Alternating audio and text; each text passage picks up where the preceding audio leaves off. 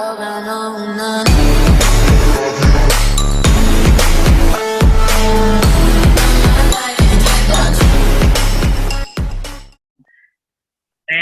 welcome to the Nasboys podcast. Now, did you know that Morgan Shepherd changed his own tires? He got out of the truck and changed his own tires and then ate a bag of chips, drank a soda on the pit wall before getting back into his truck in Kentucky Speedway in 2001. That is probably one of the most bizarre facts I have ever heard. So anyways, guys, welcome to the Nasboys podcast. I'm your host, Mike, a.k.a. Mike Bobman 101, with my good friends and co-host, Christian, a.k.a. Savage NASCAR. What's up, everybody? And Morgan Shepherd pulled a Talladega Nights. Yep. And Cam, a.k.a. I Spy Cam, or Noticed_Cam. Excuse me, I forgot his name. Howdy, y'all. And speaking of Talladega Nights, Christian, if this was Talladega Nights, a crew member would have had to drive the truck. True. But anyways, let's get down to business. We're going to talk about the weekend at Martinsville. We're going to start off with the Truck Series race. What did you guys think of it? Man, oh man, what a weekend it was. This very odd weekend, I'd say. So Martinsville is, of course, one of the most anticipated tracks on the schedule every year. The paperclip has provided plenty of action and entertaining racing. And I thought the truck race was going to get rained out. They've been saying that it was going to rain, but it didn't. William Byron got his first win in the Truck Series since 2016. He had made two other starts after that win, but he got the dub in the number 7 for I'm gonna say it's the Hendrick Motorsports.com Chevy, but he started all the way in the back and he worked his way up. It was just a very interesting race because there's parts of it that I thought John Hunter Nemechek was going to win. There's parts of it where I thought Ben Rhodes was going to win. And my picture, Friesen was up there. He had a chance. He got taken out when Ben Rhodes got together with his teammate. And then, of course, the big thing in the truck race that a lot of people were making a lot of noise about was Hailie Deegan getting into an argument with Lawless Allen, which I still don't know why she got into an argument with him when Johnny Sauter was the one that put her in the wall. But still, we get to see, Sauter using up Hailie Deegan. Check out pit flash. That didn't look very. Then again, there's probably more to that story. You know, I really didn't watch the truck race. I was kind of busy, but I heard it wasn't that much going on. I mean, I heard there was a few things that happened near the end, but yeah, I don't know. It was an okay race, I would say. I missed the first stage, and then I watched the second and final stage. It was a decent race. Not really too much to comment on it. The Hailie Deegan thing, Hailie's been having a tough time over the past couple weeks. Starting off with the Lawless Allen thing, I mean, I'm not sure either what happened with her and Lawless. I'm waiting for her YouTube video to see if we could get an explanation on that. And if the YouTube video gets uploaded before this episode, it will be right up here. See you there, inside the 45, door, that's him, India for some reason, door, bumper, he's India's running away up, inside, one more, you on the 45, just doesn't care, wrecks into her every single time. So in that rhythm, go get that 45. I'm tired of that guy. Come in here, turn inside, 15's looking. Clear low, 1 outside. 1 more, 3 back, all good. Hook the bottom for me. Check. They don't do no good. They don't know no better. Hey,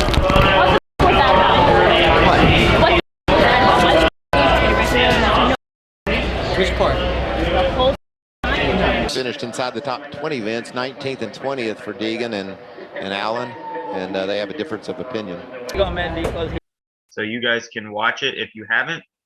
So I'm not really going to say too much on it, but I do know Hailie is tired of people disrespecting her in the Truck Series, and I agree with that because the Truck Series drivers, a lot of them don't really race with respect, and there's only a few really good drivers that have potential in NASCAR. The other thing that is really happening with her is a stalker situation. Now, Haley is obviously a female, and people are going to be attracted to her, whether you are a 12-year-old who is learning life. I don't really even know how to say this exactly because we've all been down that road, and you say something stupid like, "Oh, you're hot, marry me," blah blah blah. But Right. this is worse. This is much worse than those little 12-year-olds you see on NASCAR Horny Police.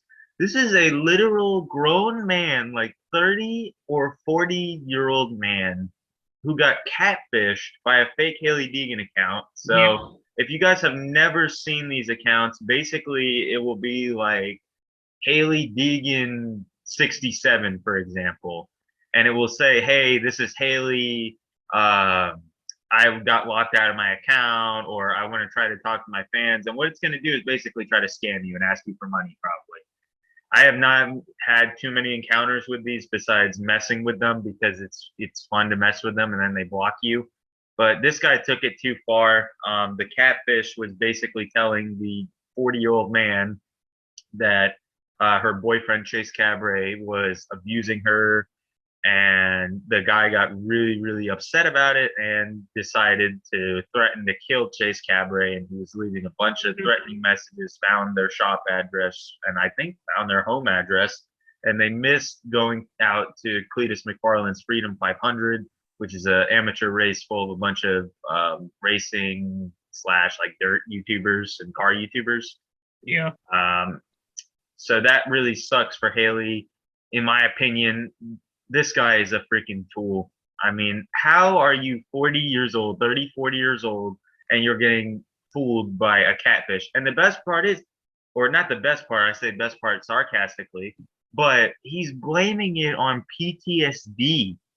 You can't blame that on PTSD. That's pure stupidity and psychotic. Yeah. I mean, I don't know even what to say about this. This guy is completely dumb, and he needs to go get some help and to stop threatening Haley and Chase, and I hope he gets thrown in bars. Yeah, my thing is on the situation, I kind of look at it as, it's kind of bad on both sides. It's not Haley's fault at all. But the catfish person, by taking it too far, I mean, for like, I'd like to say that like those people, like, I mean, I'm being honest, you have to have no life, bro, to be that bored to like do that. Like, not gonna lie. I mean, I'm not saying it's completely your fault. Like, yeah, I get it. You're doing it for the laugh, probably, or or maybe you're just a jerk. But at the end of the day, making an accusation of someone famous and saying they're being beaten by their boyfriend and abused is like big stuff. That's some big stuff that can actually get you some serious trouble. So that was bad on that part. And then for the 40-year-old, it's like, dude, you're 40.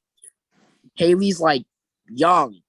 Like, dude, she is young. Like, dude, she could be your daughter. Like, that's like really gross and nasty. I bet you're on Facebook probably. I know you got Facebook, man. Don't even lie. That's where you post all your NASCAR drama. Oh, darn, Bubba won again. Oh, son of a gun. Oh, burn, NASCAR, burn. He's that. He probably is that guy. How stupid are you that you fell into a catfish and threatened to kill her boyfriend? You idiot. You idiot. And none of this would have happened if you would just maybe, I don't know, stick your head out your butt and realize it was fake.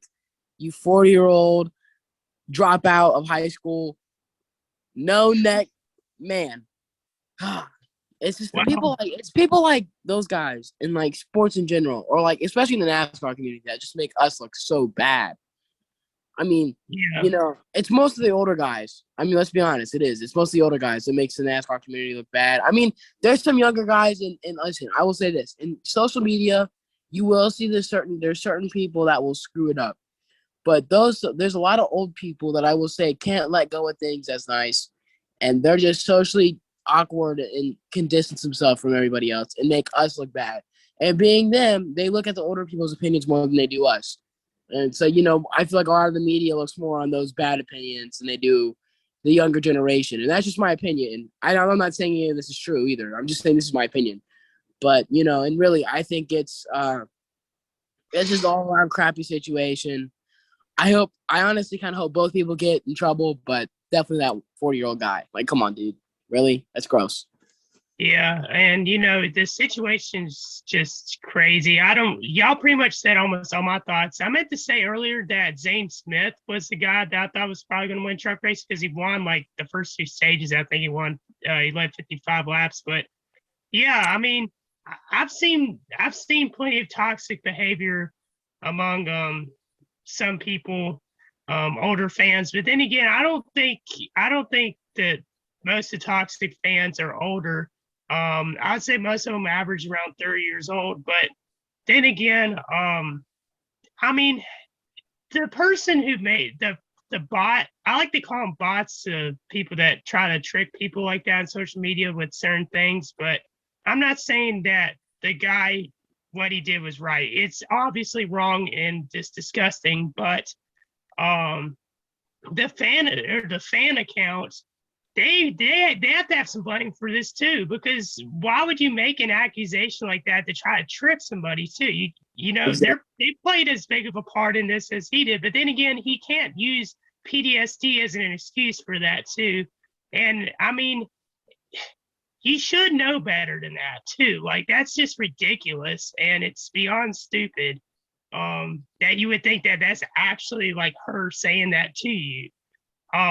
Like, that's just ridiculous. And some people obviously shouldn't have a phone, shouldn't be on social media. And it's sad to see it's sad because a lot of social media now is just so toxic. I mean, Twitter, Facebook, even Instagram at times too. It's just so toxic. And whenever things like this happen, it's a bad look on NASCAR and the community as a whole. And it's a bad look. It is. Yeah, I feel bad for them. Yeah. Christian brought. Oh, I'm sorry. You finish. I was saying I feel bad for Chase and Haley. It's, they shouldn't have to go through all that. And that's just, it's a mess. I mean, it is. Yeah. Right. Christian brought up 2 really good points in my opinion. And I'll say this quickly so we can get a move on in the podcast. One is that, it's kind of I really hate people that try to blame PTSD for being a crappy human. Like, because there's a lot of soldiers that go through stuff like that, that have like, horrible PTSD, where they actually sadly, I'm not going to say it on YouTube because I don't know if I can, but, they log out of life. That's how I'll put that. Because I don't want to get like whole copyright claim on YouTube or strike or whatever. They're stupid with that. And really, I mean, and it's super sad, and so I feel like when you try to blame PTSD and you try to make it sound like that, to try to humanize your thoughts and you being an idiot is really just like a crappy thing. And then, also to be like, it's pretty crappy that you're a fan account. This is the other part that Christian said that brought my attention to, is that if you're a fan account, it's pretty crappy that you're doing that, because you're also not only causing harm in the NASCAR community, but you're also causing harm in Haley's life. Right. Because there are those certain people out there that think that Haley and her boyfriend and those fan accounts are this and that. So by you leading them on and, leading other people on, they might even see that and think that Haley and her boyfriend is beating her. So, I mean, really, it's a crappy situation and you're a horrible fan. And, yeah, that's that. Cam, I don't even think that they're fans. I just think it's a scammer trying to like get money or to try to troll somebody. But both of you guys made excellent points. Excellent. I couldn't say it any better myself. So now let's take a look at what you guys had to say about the truck race. Sorry for that little rant there. I just had to bring that up. That's not a rant. We had to bring it up. It was news. I mean, it's something that happened this week, and we have to share it. Right. So. 17% of you said great, which is 1 vote. So, okay, Instagram. 50% of you said good. 33% of you said massage okay, and 0% of you said bad. Henry24257 says drivers were very passive instead of aggressive, like the playoffs were. 5 out of 10, but Byron won. I gotta agree with that. They were very passive. No driver of the day. Who do I give it to? I mean, Byron did a really good job. Zane Smith, he did a really good job. I'll give it to Zane Smith. Johnny Sauter, I think he started 36th, and he finished second. Him and Byron both started in the 30s, and they worked their way up. So those two definitely driver of the days contenders. Of course, there's Zane Smith too, but I have to give it to Byron. I have to give it to Byron. He led the most laps and he won. So Yeah, he's never driving the mind.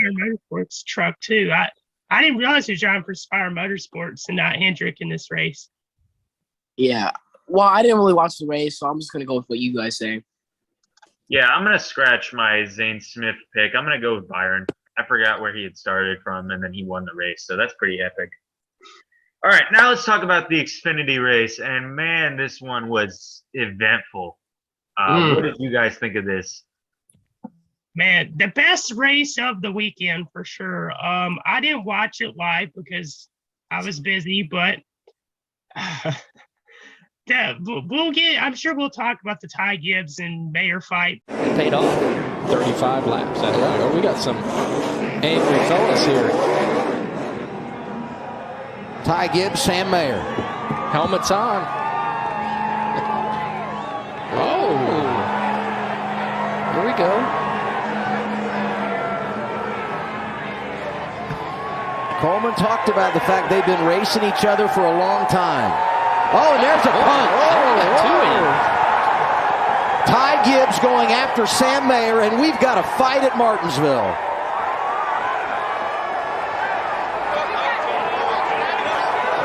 He ain't let him go.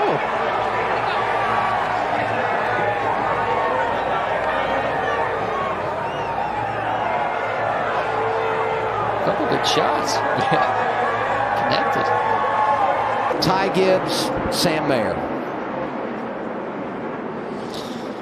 Yeah, I mean, kind of took him out. I can see Ty's frustration there. Sam's running hard to try to get $100,000. Oh wow, that was for $100,000 right there, for sure. But the race overall was pretty interesting. I mean, we saw some turn of events, but Tygibbs again dominated that race. He was leading most of the race. He led 197 of 261 laps. Brandon Jones was up there most of the race. Landon Castle, he finished second. That was very impressive for him. Ryan Truex got seventh too. I thought that was cool to see. Ryan Sieg being consistent. Another top 10 for Ryan Sieg. But if I'm correct, Gibbs is trying to get $100,000. AJ, he was up there too. I don't know if he was on compete for the $100,000, but at the end it was, of course, John Hunter Nemechek. I don't know, it wasn't Hunter Nemechek. It was Sam Mayer was up front. I was thinking of last week with what happened with Tibbs and with Gibbs and Nemechek, but what a great day. We had a good battle there with John Hunter. Just came down to the end. With these wins, you got to be selfish, and I took part of it. I didn't let him by and straight up dump him. So I just got into his door, drove in hard, and got into his door, and knocked him up the track. And like we've heard of short track racing. So I probably deserve a bump back for the win, but for a win. It wasn't like that was the first contact made all day. So like I said, there's a lot of, politics and stuff in the pits, about who I am and what I'm doing and what cars I'm driving. But I just go out and do me, and that's the only thing I can do. Just do the best I can. We saw the Mayer and Gibbs thing go down, which it's Martinsville. You're going to get bumped out of the way. That's how it is. You're going to bump people to get by and bump people for position, especially towards the end. And they had that huge wreck with like a couple laps to go. If you haven't seen it, here's the video of that. Oh, and there goes the 9, turned on the restart, and a big crash. Yeah, just 16 got into him about the time that happens, and then he turns his teammate. The 16 was getting pushed from behind as well. I mean, it's just. But that was a big wreck. Man, oh man. And then Jones got the win. And if I'm correct, Cam, didn't you pick Brandon Jones to win? I did. I did. Yeah, it was great. Yeah. Yeah. Another correct prediction for Cam in the Xfinity Series this season. And I thought the Gibbs thing and Mayer thing, that was pretty crazy. Mayer should have protected himself. Gibbs started it by kind of pushing him first, but golly, Mayer, defend yourself. You let yourself get punched in the face by a leprechaun. He literally just went up there and just was this boom, boom, boom, just like that. He didn't even try to defend himself, and then Gibbs didn't even take his helmet off. And every single comment I've seen a post is like, "Oh, Gibbs didn't take his helmet off. He didn't take his helmet off." But Gibbs was throwing some hands though. Yeah, I'm gonna give my opinion on the fight first because that's what everybody wants to hear, and then I'll give my opinion on the race after. So anyways, with the fight, really honestly, I looked at it and Ty Gibbs in that situation. First of all, I don't really see why he was mad. In the first place, like, it was kind of confusing, I guess, to me. Like, he was mad, but like, I feel like it was something that was pointless, And then it's like, it's one thing to fight someone, but it's another thing to fight someone with your helmet on, Yeah. And I will say, and I think that was a coward move. Mayer, he could have blocked. He could have tried maybe taking his helmet off or tackled him at least, which he tried to do after getting like 3 punches to the face that connected pretty good. It almost kind of looked like Gibbs was surprised after punching him that like he wasn't doing anything about it. Like, he looked shocked. And so that was kind of crazy to me to see that happen and that go down. And if you saw after, Sam Mayer's face was pretty messed up. Tell you what, Ty Gibbs got his licks in. That was one of the better fights I've seen in NASCAR when it comes to the new generation. That was a good fight, and he got his licks in. But I feel like that rivalry's not anywhere close to over. On the race, I'll give it. It was a solid race, definitely the best out of the weekend. And there was definitely some tensions, and there was definitely some racing and battling that I liked, and it made me more happy knowing that I got my pick right. That was pretty cool. I almost got my pick right in the next race we're going to talk about, but he just came up short, which we'll talk about in a minute. But here you go, passing it off the mic. Yeah, this was definitely an interesting race, I'd say. Not as good as previous races at Martinsville, and I'm going to say that for pretty much all the races, but it was definitely the best race of the weekend. One thing that you guys both missed was that Dale Jr. came back at Martinsville, and that was great to see Dale. He finished, I think, 12th.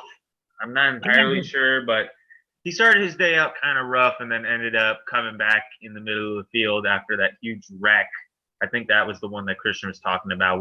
That was probably the biggest wreck I've ever seen at Martinsville.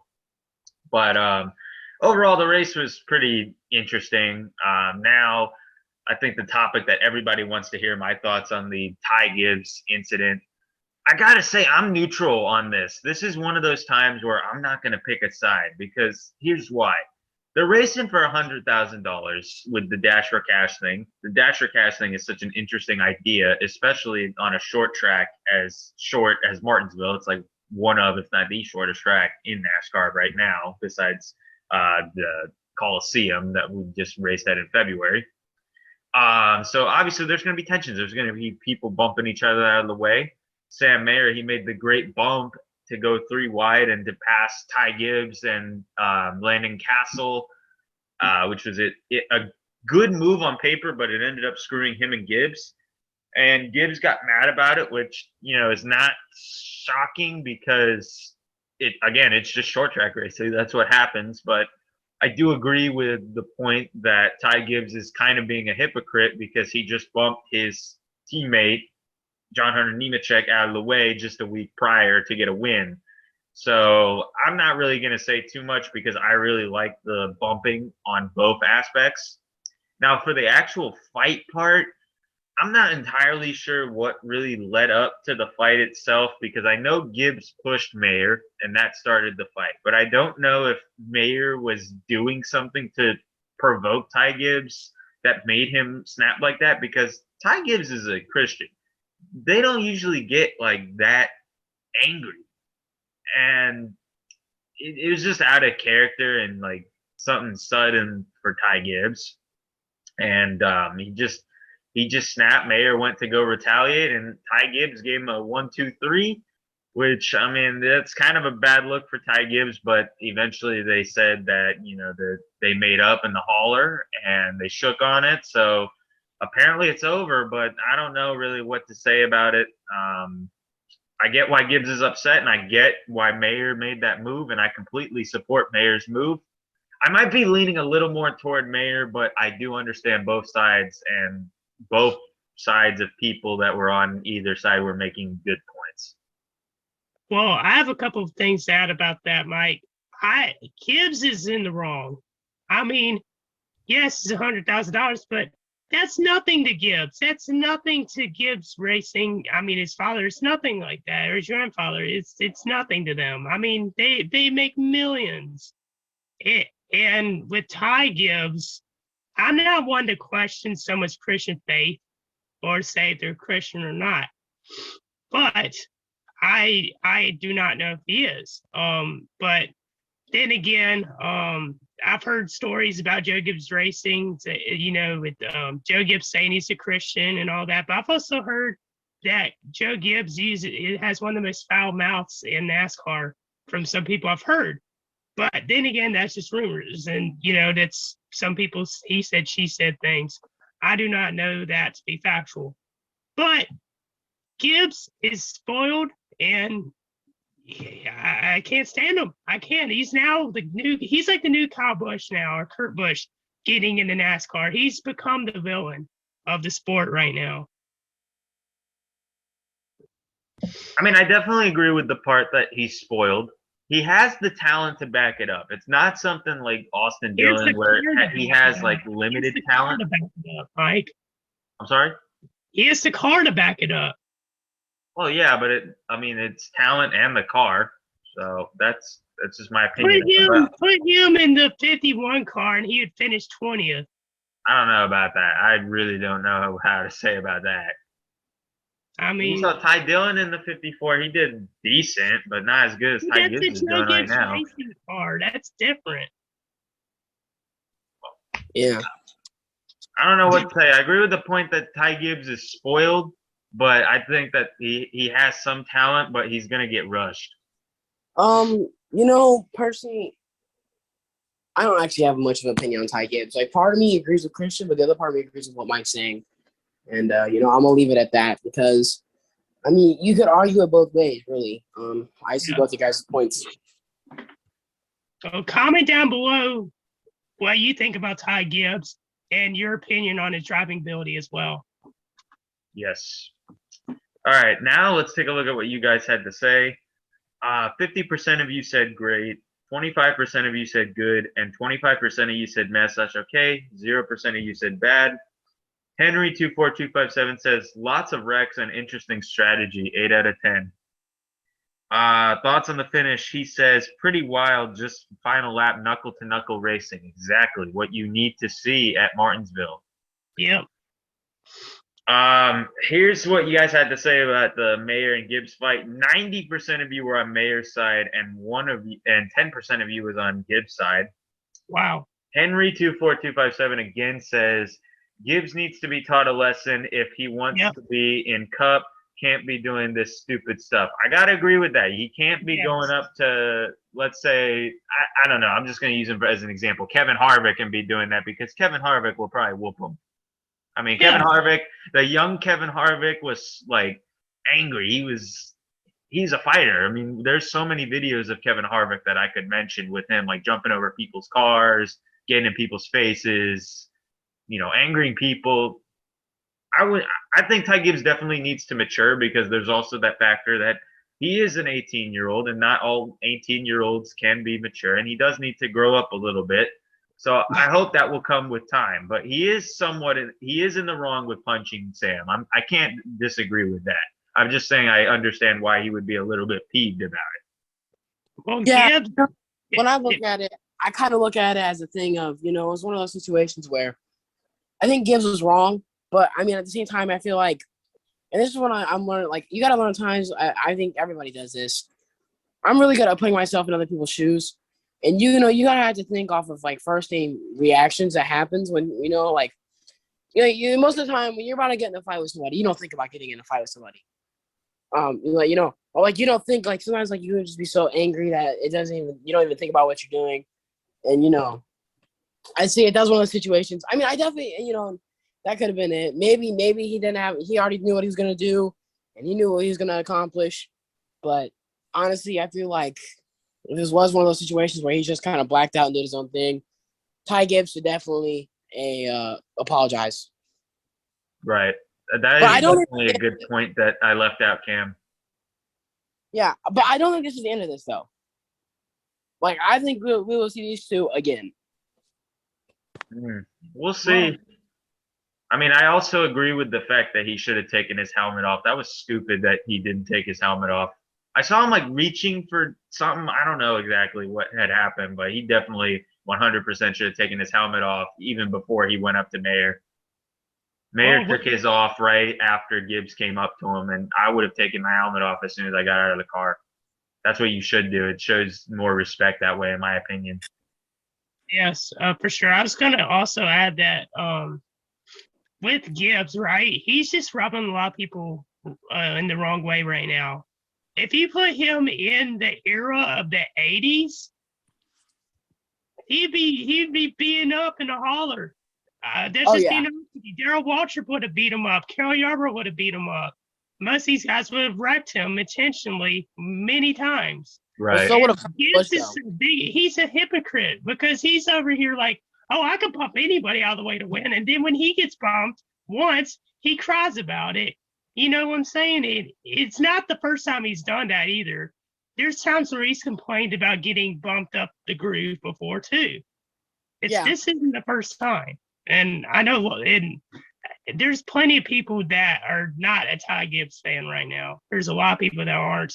And especially, you mentioned earlier too, Mike, like if he was to do that to Harvick would have gone more physical with him and beat him up. And I bet you some other guys like Clint Boyer probably would have. Tony Stewart and Kurt Busch would have too. So then let me ask you this. You don't think back in the 80s that Kyle Busch wouldn't have been beat up and had a lot of fights in the 80s? He would have been in a good bit of fights, but the thing is, there's a difference between Ty Gibbs and Kyle Busch.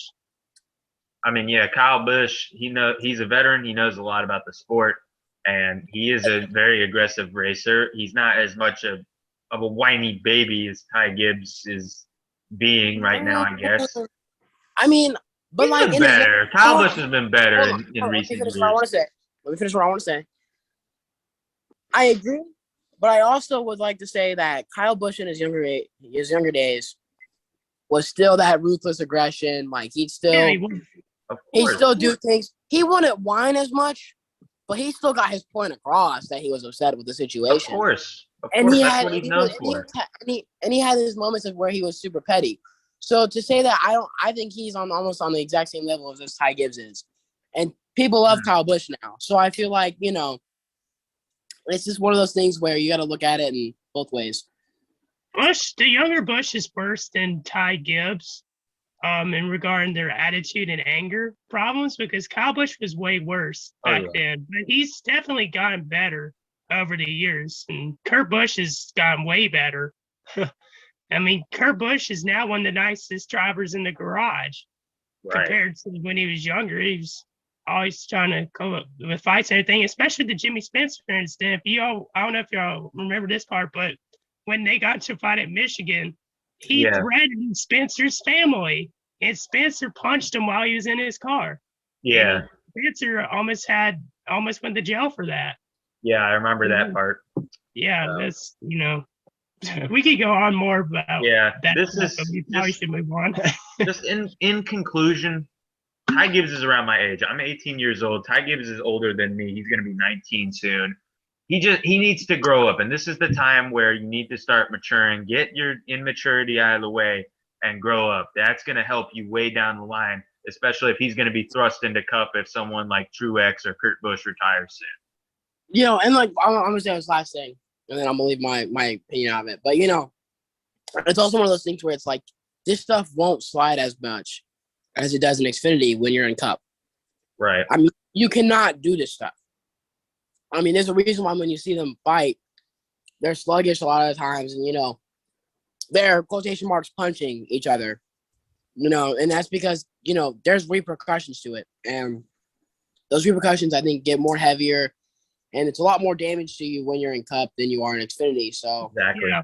it's a good time to learn now self-control and restraint than later on. Yeah, exactly. So now I'm going to end the Zoom meeting because the time is almost up. We will be right back. All right, guys, we're back. So now let's pick it up at the Cup race. What did you guys think of it? Definitely probably the worst race of the weekend. It was underwhelming to many. A lot of people didn't think it would be. I mean, a lot of people expected to see craziness. And Martinsville night races, I don't like them. I don't like Martinsville night races, in my opinion. But a lot of people were kind of disappointed by how that race went.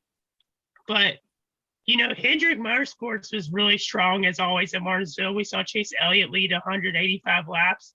William Byron, he led 212. So they were really strong, and we saw some Joe Gibbs cars up front too. RCR did pretty well.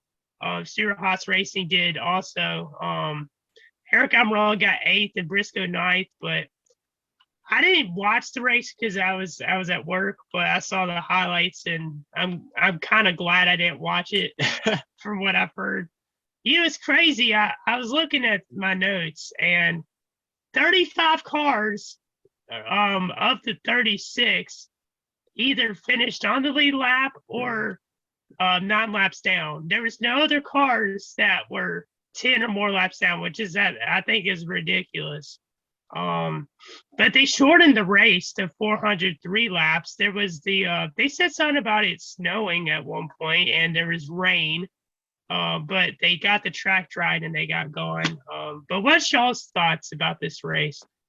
I will say it was not the best of races, but all these people are like over saying that, like, oh, this race was the worst race of the season. Da da da da da. I personally disagree. I saw a few people on Instagram, and I saw about 3 NASCAR videos on YouTube about people complaining about how bad this race was. And that was the worst race of the season. When personally, I disagree. I thought it was a decent race. I didn't think that it was bad nor good. But I thought it was decent. It's been a decent race. So that's what it was. Really, it really hurt my heartstrings at the end because, I was going for Joey Logano, and I'm also a Joey Logano fan too as well. But there was no bias in that pick just last weekend, or last podcast episode technically. When I was near the end, and he almost had him. He almost had him to the point where he could bump him out the way. He was so close, dude. He was probably an inch away. He almost actually had a chance, but just missed it, and he came in second. Hurt the heck out of my heart, dude. I tell you that much. Yeah. Hurt my heart. But congrats to Byron. Did I say Byron? Yeah, no, it's Byron. Byron won the race. Yeah, okay. No, I don't know why I thought his last name was Brian for a minute. I'm like, dude, am I going crazy? I don't ask. Anyways, yeah, congrats to him. The finish was better. Me and Mike were talking, and he said the same thing, and his prediction was correct of that, later in the race that it was going to get better like it did in Xfinity. And he was right. It started picking up, but, it wasn't the classic Martinsville. Like, they weren't running it like they usually do. Like, exactly. It was definitely different. And, like, it's almost like when they pull a train at Daytona or Talladega. That's the exact same feeling it did. It just felt weird and, like, awkward the way they were running it on the track. So I did not like that. But, all in all, not the worst race of the season. It was a good race, I guess. I think it was the worst race. I mean, I don't know how I felt about this race because it certainly was disappointing. Now, for people saying Martinsville is not one of the best tracks on the schedule, get out of here. Martinsville is still one of the best and most iconic tracks on the NASCAR schedule right now. It had a terrible race, and a lot of tracks are going to have terrible races. It happens sometimes. The race, in my opinion, was meh. There's not really too much to talk about like the truck race. Elliott and Byron practically dominated the entire time. And in my opinion, I think Elliott would have won if he didn't have that issue on pit road. And I think something else happened to him, but I'm not entirely sure because I was sort of getting bored as well, just watching them. But there was passing in the mid-pack, which was good. And in the final stage, we did get to see some beating and banging, which is really what everybody looks forward to in Martinsville. And that's what I was really missing. Cam is correct when he was saying they were running mostly single file or they were just passing. They weren't like beating and banging. Like there were moments of it, but it wasn't like a part of the racing like it was. It was just like a few laps here or there they would beat and bang. And also no cautions. I mean, the last couple of races have not had cautions. And again, I'm not going to say like, just because there's no cautions, that means that the race wasn't good. Because the race, if there was still beating and banging and no cautions, it would have been terrific. But this race was just overall a disappointment, and it's sad because these next-gen cars are supposed to be built for short tracks, and the two short tracks we went to, granted, one of them is probably the worst short track on the schedule, have been somewhat boring. So I'm interested to see what they're going to do at Bristol Dirt next weekend, and judging by the tire test that Stuart Friesen had, it's going to look really, really good.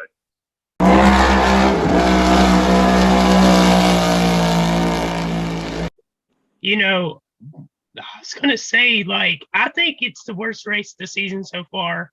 And with your point, Mike, just because there wasn't any wrecks doesn't mean that the race wasn't good. But for this race, it was bad. I mean, there was only 5 lead changes in this race. Yeah. All the cautions were stages except for one, if I'm correct, and that was for the 38 car, I think.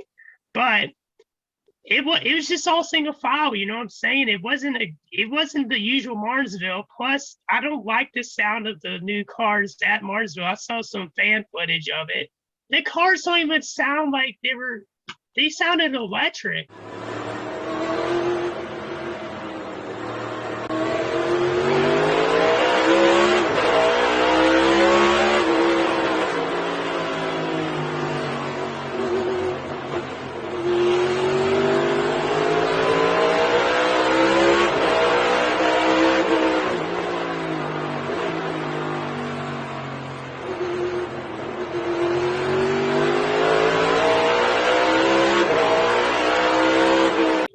I don't like electric cars, so that didn't make me feel good. Yeah, I think my biggest complaint still about just the cars in general is the number placement. I mean, really, just watching this race, it just bothered the crap out of me. It's just not right. It's not right. I would say the number placement and the wheels, but the wheel problem is starting to get fixed a little bit, so I can stop complaining about that. But another thing that really hurt my soul was the Joey Logano thing at the end. I was video chatting with Cam because we were going to watch the UFC fight, and then we just so happened to watch the race because it was overtime and Joey was in second. And it hurts to see your favorite driver finish second and come up that short, especially when if he had another lap or two, he would have gotten past Byron, no questions asked. But there it is. Is he going to move him? Next flag, and it's over. He is. He's in the back of him. Shots fired off turn 2. Really good defense. I don't think he can get to him. He tried. And William Byron comes off turn 4 to win at Martinsville. Takes me back. What won him that race was the jump. He slowed them way down. Austin Dillon didn't quite have it timed, and it actually caused a lot of them to spin the tires, including that 3, and got him a good jump. Went off and won this race. Great job, William Byron. But it is what it is. Byron ran a great race, and he's been running really well all season. And this is kind of a hot take, but he's looking really, really good to be a contender for the championship this year. So we'll have to see later on in the season, but so far, my early season pick is looking like Byron, but I don't know. He could fall off. We'll see. I don't know, really. It was funny. Me and Mike were on call, and we had to keep quiet from yelling because it was late at night, and we were trying not to wake up the people, in our houses. So that was pretty funny. And, honestly, that hot take is I wouldn't really say it's a hot take, honestly. Like, I thought, like, I agree with that. Like, I agree. Like, I guess to a certain extent, you could argue that maybe a little bit. But I definitely agree that, like, he's stepped his game up. And, you know, you've seen him develop into a pretty good NASCAR driver over these past few seasons. And he's really proven himself. And I don't know. It's always hurts when, you know, I think it's better when, like, your driver's in the top 10 or whatever. But it just hurts so bad when he's second place and he finishes that, you know, when it's like he could have had a chance to maybe make it in the first. That's an unimaginable pain. Well, I mean, y'all Joey fans have to usually deal with him finishing second. No offense. But I will say, okay, I'm a Rolla fan. Yeah. Yeah, where's Amarola? Hey, hold on, talking about. Where has Amarola been in Martinsville? I didn't see him running up that high. I mean, did he make top 10? Amarola? Yeah, he finished 8th. But I will say How many wins does he got? How many wins does he got again? Yeah, how many championship wins does he have? How many championship wins does he have? Huh? Christian, you walked into that. It's the only season that he did good in. Listen, I'm gonna argue this now. Amarola fans, I don't care. All right, you can block me on Instagram, do whatever you want to do. Listen, at the end of the day, the only reason he got as far as he did that past season was because they had the whole random picking thing for, like, you know, being placed where you were. And if it wasn't for that, he would have been back in the same 20 spot he was in, baby. And he would be doing as crappy as he is this season. I was doing good though. But he's not doing it. But he's not. Roasted him because he only has 2 wins, and Joey has like almost 30. But he's not doing as good as what he was the season when he had NASCAR kind of gave him stuff, in my opinion. But they kind of gave a lot of drivers stuff, in my opinion. But yeah, classic Amarola fan right here, guys, ladies and gentlemen. You also forget that I'm a Chase Briscoe fan and Ross Chastain fan. But then again, I was going to say my pick, Denny Hamlin. Where was he at? Joe Gibbs Racing, where were they at? They were nowhere to be seen. Denny Hamlin was 28. Martin Truex Jr., I think, was he was like 22nd or something like that. Those guys are usually good at Martinsville, and they were Garbo. Right. I mean, that was the biggest surprise to me of this race for sure. But Chastain, he was 5th too. Chastain right now looking like a big favorite in the playoff. He's not, of course, a championship, like I would say, favorite, but he's definitely a guy that I think he'd contend more and more this season. He's so consistent right now. I completely agree. I could see Chastain going to either the round of 8 or the final 4. We'll have to see. I mean, again, they could always fall off, but if the season ended today, I would think that Byron and Chastain would be in the final 4. Oh, I definitely see Chastain making round 8. Final 4, I'm not going to say it's a stretch. I think it's possible, but round 8, he definitely could make that. He's been a dog. Yes. Now let's take a look at what you guys had to say. 0% of you said great. Wow. 29% of you said good. 43% of you said massage okay, and 28% of you said bad. Henry24257 says hard to pass, package sucks, 3 out of 10. I gotta agree with that. That's exactly what I was seeing. It did seem really hard to pass, and the package does suck. They need to change that. It's sucked since like 2017, but Martinsville was still good. Bristol was still good. So I don't know what the deal was today. I don't know if it's because they still got to adjust to these next-gen cars, which is why, I'm not criticizing the car too much because, again, it's only the beginning of the season. Or if it's the way the package is set up with the cars, I don't know. Yeah, it's almost like you have to stay in a single file line if you want to make it up in the race. It's like you can't have that bumping in that race. Like it's just the way it looked. It just looked super weird to me. I don't know. Yeah. I really did hate the way Martinsville looked, and I just thought it was like not Martinsville. It wasn't. No driver of the day. I'm gonna give it to either William Byron or Chase Elliott because they were just the 2 dominant cars. Probably William Byron because he stayed up front all night, and Chase Elliott had 1 bad pit stop and then just faded away. Yeah, I mean, definitely Byron, but there's a couple of drivers that caught my eye as well. There was Austin Dillon finishing third. He started 23rd, and he also led a lap in this race. But I think that was whenever there's green flag pit stops. But Austin Dillon definitely had a great run in this race. Yeah. There was Ross Chastain. He started 27th, and he finished 5th. But definitely William Byron for me. I mean, he led the most laps. He finished second in both the stages before then, and Hendrick Motorsports yet again just flexing their muscle at Martinsville. Right. Yeah. Byron really seemed to dominate once he got in the front and took over. And, I'm going to give it to him as well. But, shout out to Austin Dillon because he did a great job. I mean, he really was giving Logano a hard time, actually, for a minute. Right. He was taking forever to catch up. Right. I mean, Austin Dillon, I crapped on him a little bit earlier saying, he was a silver spoon and he was a little spoiled. But there are tracks like Darlington, Martinsville, Texas, where he's a sleeper pick and he can run really well there. So props to Austin Dillon. I could see him running well when they come back there in the fall. And shout out to they call me _Lucius for picking William Byron for both the truck race and the cup race. You guys pick right, obviously. And the meme of the week, I should have mentioned this earlier, but I forgot about it. Here it is. So for context, it's basically tygibbs weak punches to Sam Mayer with a squeaky noise. I love that meme. It was a great one. Okay, so now let's get into our picks for the anticipated Bristol Dirt.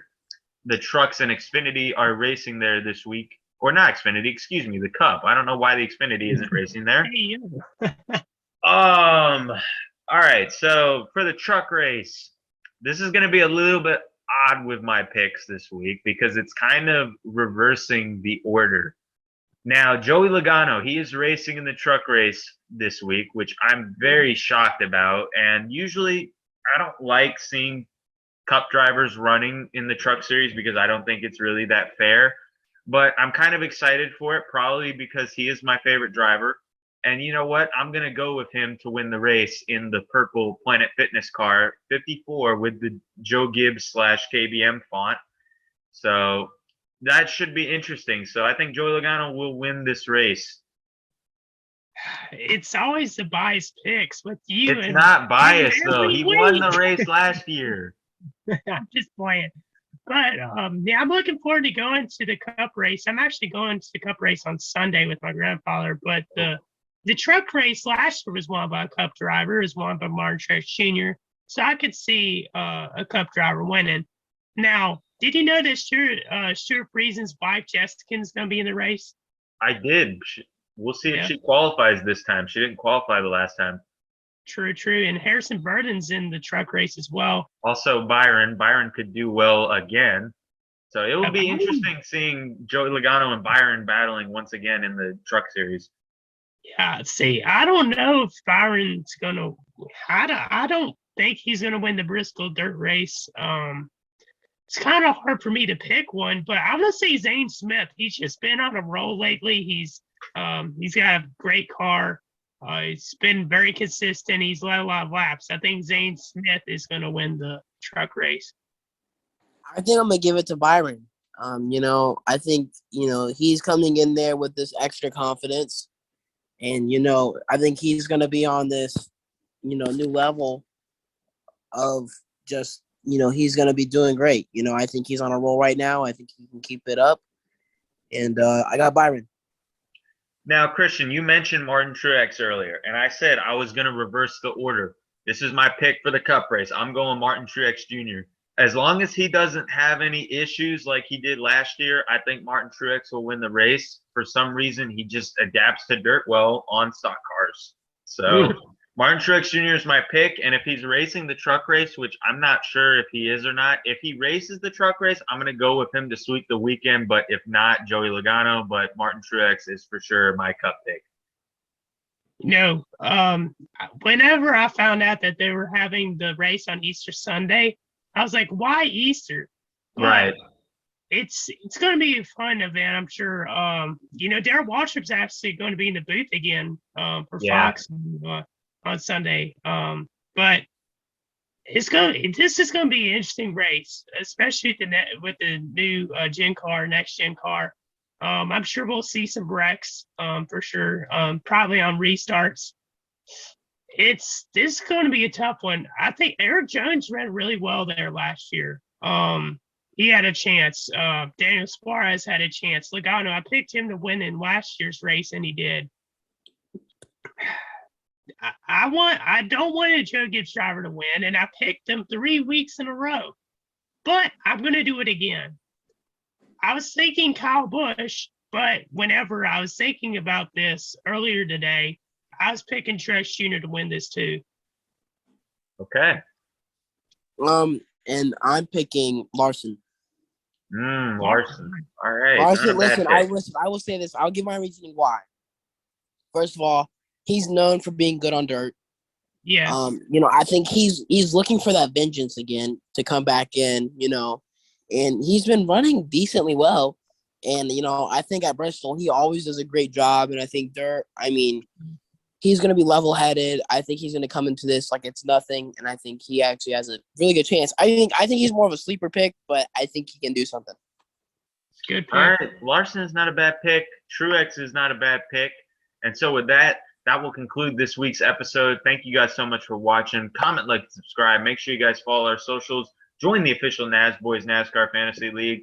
And we will see you guys in the next one. Peace. Peace. Yeah. You only calling now, you wanted what I